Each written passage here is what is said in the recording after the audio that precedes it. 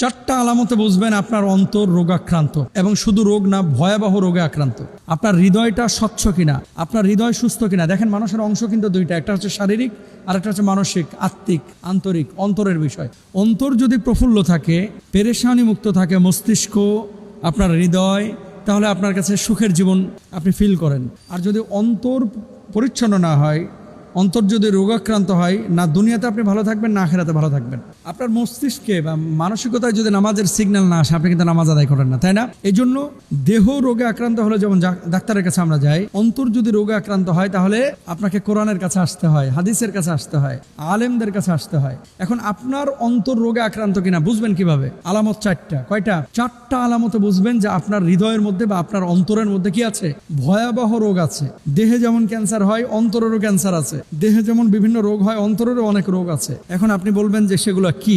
চারটা আলামত একটু জেনে নেন। 1 নাম্বার, স্থায়ী বস্তুকে প্রায়োরিটি কম দিয়ে অস্থায়ী বস্তুকে প্রায়োরিটি দিবে। মানে অস্থায়ী বস্তুকে স্থায়ী বস্তুর উপরে প্রাধান্য দিবে।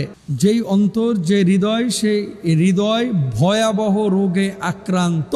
এখন আপনি বলবেন যে এটা কিভাবে সম্ভব? ধরেন আখিরাতকে আপনি প্রাধান্য না দিয়ে দুনিয়াকে দিলেন, তার মানে দুনিয়ার সমস্ত লোভ, লালসা, আর্থিক লিপ্সা আপনার ভিতরে কিন্তু চলে আসবে। পাপগুলো করবেন, তওবার মানসিকতা তৈরি হবে না, এগুলো কিন্তু আপনার জন্য ইজি হয়ে যাবে। এই জন্য দুনিয়ার কোনো লিপ্সা ভিতরে ঢুকতে দেওয়া যাবে না। নাম্বার 1। 2 নাম্বার আলামত, যখন মানুষ কান্না করা ছেড়ে দিবে তখন বুঝে নেবে তার মন কঠোর হয়ে গেছে। অনেক মানুষ দেখবেন আল্লাহর কাছে হাত তুলে দোয়া করার সময় হাউমাউ করে কাঁদে। অনেকে সাজদা অবনত হয়ে চোখের পানি ছেড়ে কান্নাকাটি করে।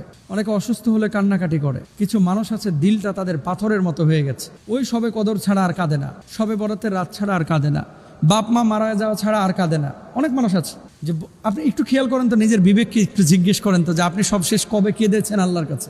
একমাত্র আল্লাহর কাছে, আল্লাহর ভয়ে আপনি কেঁদেছেন সবশেষ কোন দিন? একটু নিজের বিবেককে জিজ্ঞেস করেন। অনেক মানুষ বলবেন যে হুজুর কবে ভুলে গেছে। অস্বীকারের কোনো সুযোগ নাই, কিন্তু আপনি বলবেন যে কবে হুজুর ভুলে গেছে। তো আপনার অন্তরে রোগ আছে কিনা, ব্যাধি আছে কিনা বুঝার 2 নাম্বার আলামত হচ্ছে আপনার চোখ দিয়ে পানি আসে কিনা, নাকি দিলটা কঠোর হয়ে গেছে।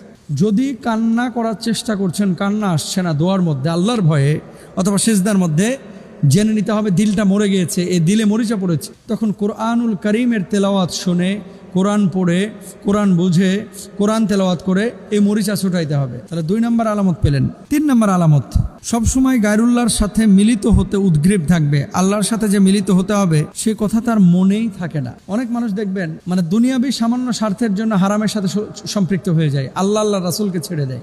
অনেক মানুষ আছে এরকম। সে ফর এক্সাম্পল, এই মেয়েটাকে যদি বিয়ে করেন আপনি ইংল্যান্ডের ভিসা পাবেন, এই জন্য কন্ট্যাক্ট ম্যারেজ করে অনেকে, তাই না? যে কোনো মতে